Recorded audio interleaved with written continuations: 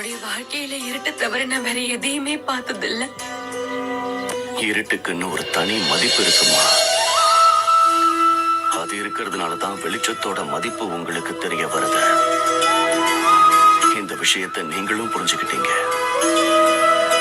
அதனால இந்த வெளிச்சம் இனிமே உங்களை விட்டு நீங்கவே நீங்காத.